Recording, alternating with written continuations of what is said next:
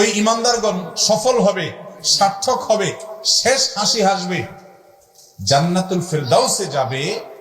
যে ইমানদার নামে ইমানদার না, নামে মুসলমান না, মুসলমানের ঘরের জন্ম নেওয়া মুসলমান না, বরং তার ভিতরে কিছু গুণ আছে। 1 নম্বর গুণ, আল্লাযীনা হুম ফি সলাতিহিম খাশিউন, যারা তাদের নামাজের মধ্যে খুশু ধরে রাখতে পারে, মনোযোগ ধরে রাখতে পারে। সালাতের মধ্যে, নামাজের মধ্যে আল্লাহর কথা স্মরণ থাকে। নামাজের উদ্দেশ্যটাই হলো আল্লাহর স্মরণ। আকিমিস সালাতা লিযিকরি, আল্লাহ বলেছেন সালাত কায়েম করো, নামাজ পড়ো। কেন?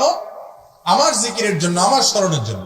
আর আমাদের নামাজের অবস্থা হলো আজকাল, আমাদের নামাজে আল্লাহ ছাড়া আর সবার কথা মনে হয়। ঠিক না ভাই? ঠিক।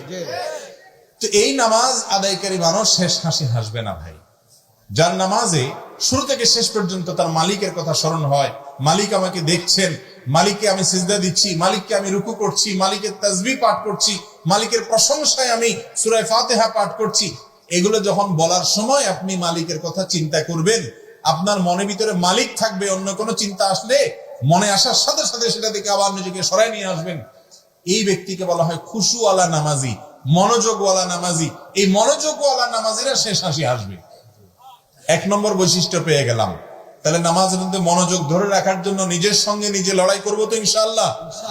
চেষ্টা করতে হবে, সাধনা করতে হবে। এটা এমনি এমনি আসে না ভাইরা বাবারা, এটার জন্য চেষ্টা করতে হয়, নিজের সঙ্গে সংগ্রাম করতে হয়, লড়াই করতে হয়। নফস আমাদেরকে দুনিয়ার দিকে নিয়ে যায়, ব্যবসার দিকে নিয়ে যায়, দোকানদার দিকে নিয়ে যায়, অন্য দিকে নিয়ে যায়।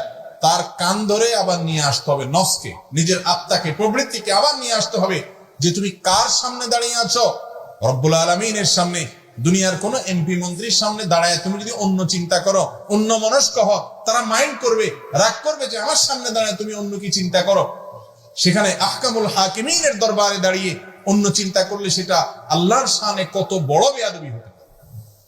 এই জন্য নামাজের মধ্যে মনোযোগ ধরার জন্য, মনোযোগটাকে টিকায় রাখার জন্য, অন্যদের ছুটে গেলে আবার সেটাকে টেনে আনার জন্য চেষ্টা করবো তো ইনশাআল্লাহ। জান্নাতুল ফেরদাউসের জন্য উপযুক্ত হতে হলে আগে এই কাজটা করতে হবে। 1 নাম্বার 2, ওয়াল্লাযীনা হুম আনিল লাগবি মুরিদুন, যারা অহেতুক অনর্থক কাজ থেকে বেঁচে থাকতে পারে, অযথা কাজ থেকে বেঁচে থাকে, যেই কাজের কোনো দুনিয়াবি প্রত্যক্ষ বৈধ কোনো উপকারিতা নাই, যে কাজের কোনো আখিরাতের উপকারিতাও নাই, ফাও কাজ, অনর্থক কাজ, অহেতুক কাজ, অযথা কাজ, এই কাজ যে ব্যক্তি করবে সে কখনো ভালো মুসলমান হতে পারে না। চায়ের দোকানে বসে